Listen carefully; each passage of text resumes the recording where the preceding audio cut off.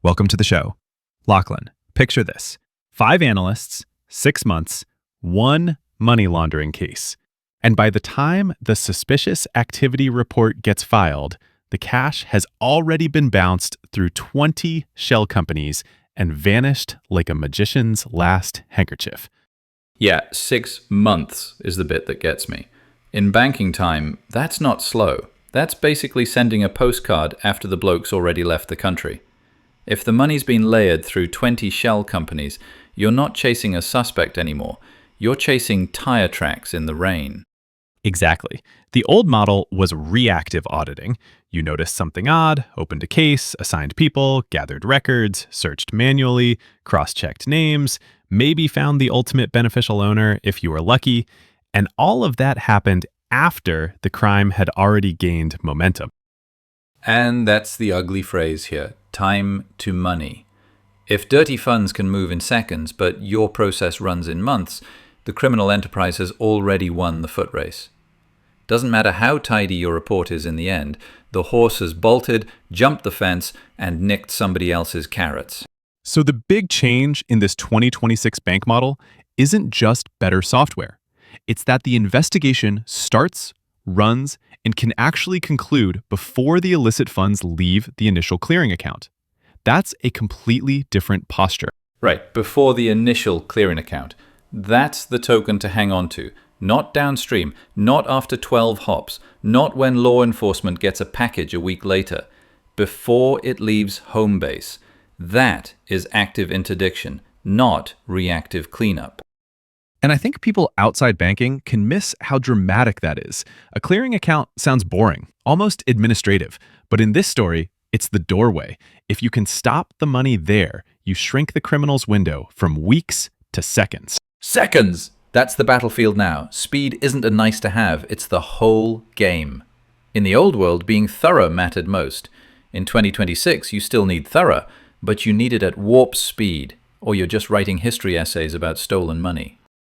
And that changes the emotional feel of the job too. The old investigator was almost like an archivist of bad behavior, reconstructing what happened after the fact. The new investigator is closer to air traffic control during a storm. Decisions have to land while the planes are still in the sky. That's a ripper analogy.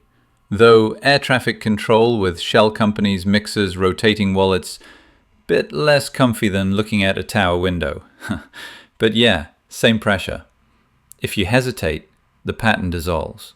If you move too fast without enough proof, you can freeze the wrong person. So the whole episode today really sits on that tension. Faster than ever, but still fair enough to stand up in court. And that's why this isn't just a story about AI making people more efficient. It's closer to what the human workforce keeps coming back to. The machine changes the tempo, but the human has to carry the judgment. If the system gets 10 times faster, the consequences of human choices get 10 times sharper. So here's the sci-fi bit that's already knocking on the door. The investigation agent that doesn't wait to be told where to look. A transaction trips a red flag, and instead of spitting out one dumb alert, the agent forms a theory, or the source called it a theorem, which, look, even a kangaroo could trip over that word. But the idea is clear. It asks, is this human trafficking, smurfing, or just some weird but legit corporate purchase? Wait, smurfing is the detail I want to grab there. That's the breaking up of transactions into smaller pieces so they don't trigger thresholds, right? Like trying to sneak a sofa into the house one cushion at a time. Exactly. And instead of a human manually poking around, the agent can simultaneously crawl global corporate registries, social media footprints, and even the dark web to identify the ultimate beneficial owner of a shell company in seconds. That's the leap. The investigator isn't handed a pile of raw alerts anymore. They're handed a 360-degree dossier. A 360-degree dossier in seconds. That's the part that sticks for me. Not more data, a finished picture. It turns the human from search party into reviewer. Reviewer, then strategist. Because criminals aren't sitting still either. They're using their own malicious agents to fragment funds across borders and blockchains in milliseconds. So now the bank fires back with counter agents. And this is where it gets wonderfully eerie. Even if the criminal rotates wallets, uses mixers, changes accounts, all the obvious identifiers, the system can still look for the rhythm, timing, amounts, number of hops. It's less which wallet is this, and more whose footsteps are these. Whose footsteps are these? Is bang on. Behavioral fingerprinting doesn't care if the wallet changes outfits. It cares that the dance moves are the same. Same cadence, same fragmentation pattern, same route across chains. That's how you trace the supposedly untraceable. Let me try to say it back. So it's not proving two transactions came from the same account number. It's proving they share a unique transaction rhythm that transcends the account number.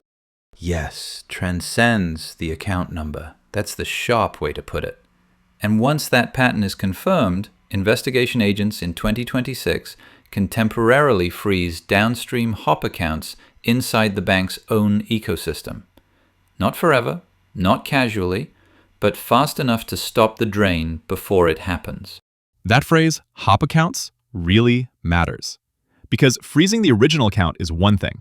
Freezing downstream hops means you're acting on the network shape, not just the first visible node. That's sophisticated. And a little terrifying if it goes wrong. Which is why the human's role gets more serious, not less. The AI found the needle. The human decides what to do with it.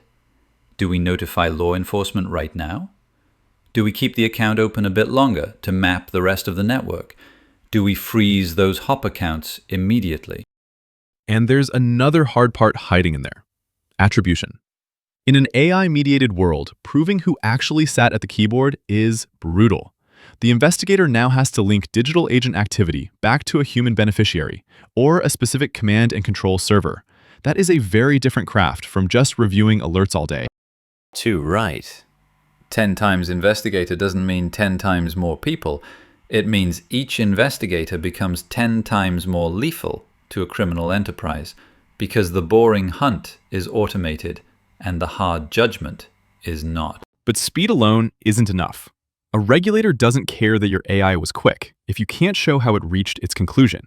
So every serious 2026 investigation needs what the source calls an evidence vault, an immutable log of every database the agent pinged, every logic gate it passed, and every piece of unstructured data, even something like a news article that shaped the outcome. Immutable is the key word there. Not we think this is what the model checked. Not trust us, mate, the dashboard looked convincing on Tuesday. Immutable. A locked trail of the AI's steps. If the agent looked at 3 registries, 1 social footprint, and a dark web reference, that trail has to be there. And I love, maybe love is the wrong word, but I respect the phrase audit of the agent. We're used to auditing people. Now we're auditing the machine's reasoning path. That's a huge cultural shift. And a necessary one. Because if an AI flags someone just because they fit a wonky statistical profile, that's not justice, that's a dodgy shortcut. Which is why the final sign-off on a SAR still needs a human signature. The machine can recommend, the human owns it.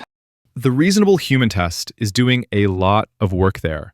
It's basically asking, would a thoughtful person looking at this chain of evidence agree that this conclusion makes sense? Not just, is the model accurate on average, but is this defensible for this person in this case? Defensible is the whole ballgame. If you can't explain the logic of your AI agent to a federal judge, then the investigation doesn't exist. That's such a brutal standard, and honestly, good. In finance, real people get caught in these systems. Businesses get frozen, reputations get dented. You don't get to wave vaguely at an algorithm and hope everyone nods along.